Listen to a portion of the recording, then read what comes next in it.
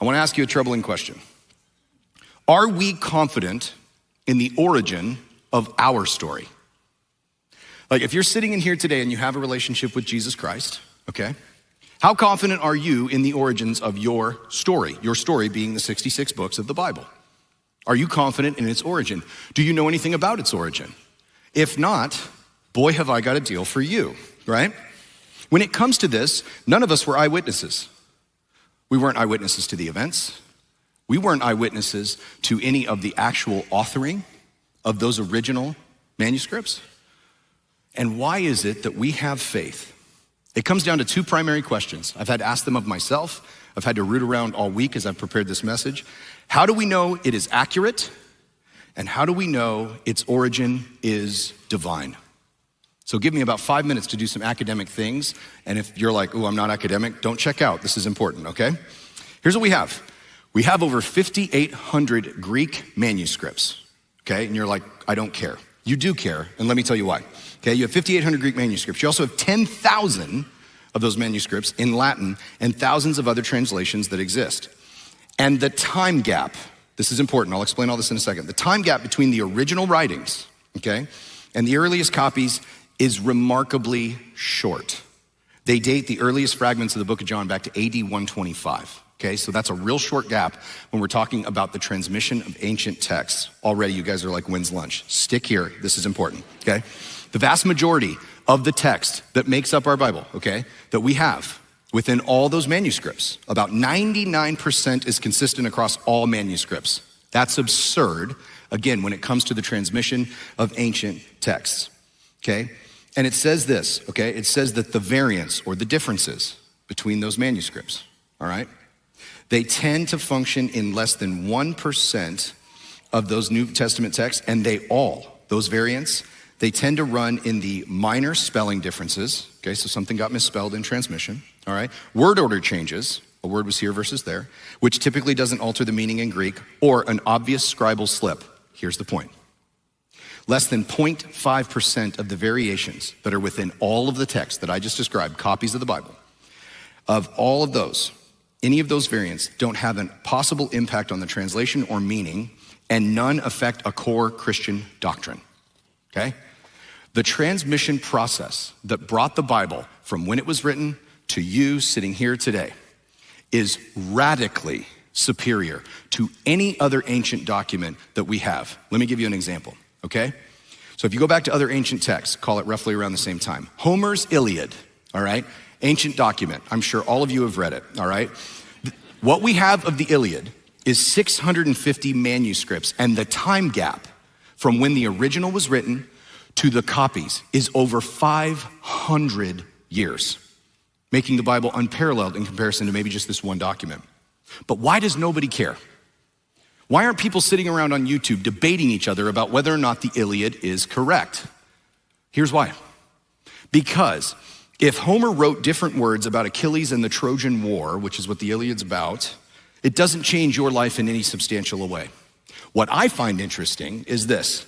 Many people would still be happy to apply a solid truth regarding the destructive power of anger and pride, honor and shame, fate and free will, or any of the Iliad's other primary themes for their life, even if the words may not be accurate to the author's original words.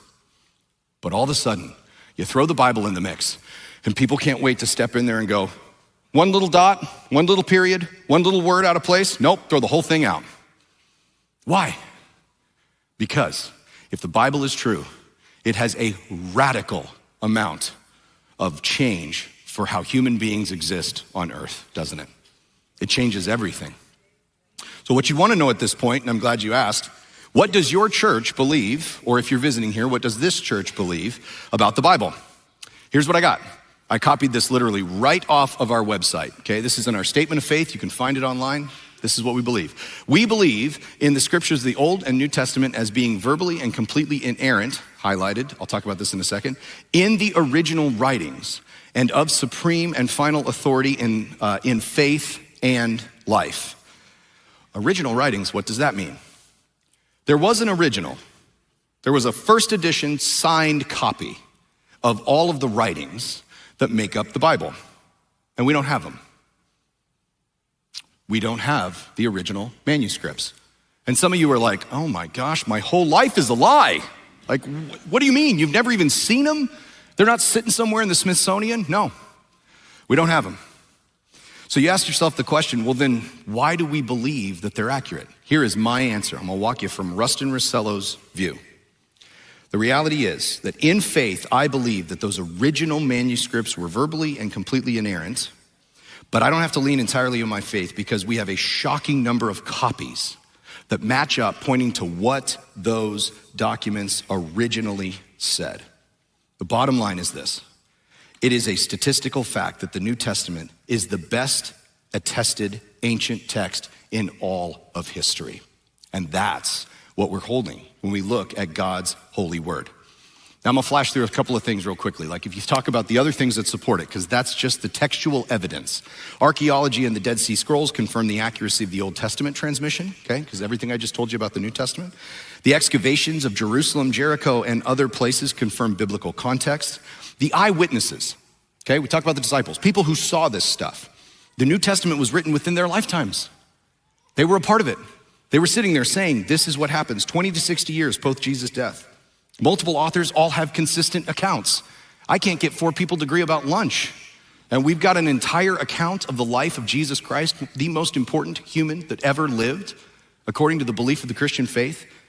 And fishermen, tax collectors, physicians, and Pharisees all have these undesigned coincidences that support authenticity. Here's one of my favorites. If these guys write the Bible, and if you're gonna write a story, don't you tend to make yourself, come on, let's be honest. I'm probably gonna look pretty good.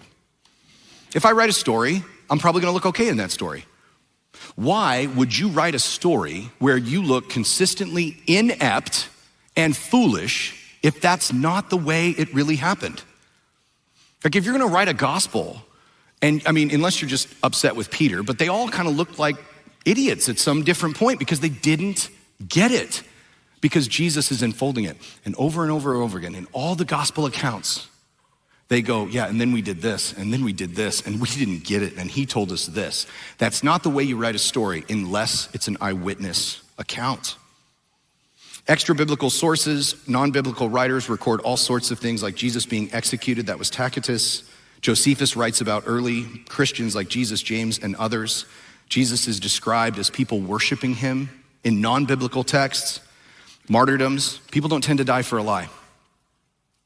The disciples went from like scared, nervous, and like, oh, I don't know how this is gonna go, to boldly walking out what happened. And people don't tend to die for something that they know isn't true. You tend to bail right before the final exam on that one. Lastly, and this is really important, the prophecies that were fulfilled in uncontrollable ways. The Bible contains hundreds of prophecies in the Old Testament that got fulfilled in the New Testament through the life and ministry of Jesus Christ. Conservative estimates have 300 to 350 of these reported, from the birthplace of Jesus in Micah 5, entire empires that were foretold in Daniel 2 and 7, looking at Babylon, Persia, Greece, Rome, didn't happen yet and they were foretold. Here's one of my favorites. The crucifixion, which is described in Psalm 22, all right? Clearly spelled out right there.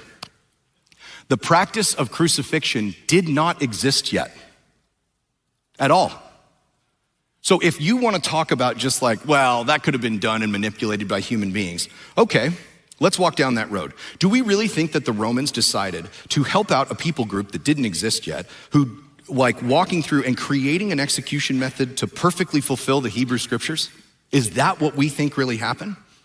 Or do we think that the divine origin of the Bible is seen through the impossible nature of what unfolded in the events of the future as foretold in the Old Testament? So for me, it all boils down to the fact that this book was written by 40 plus authors over 1,500 years across 3 continents in 3 different languages. And despite all of this diversity, the Bible presents a unified story of God's redemption with a thematic harmony and a doctrinal consistency that reinforces its divine authorship. That is what the Bible consists of.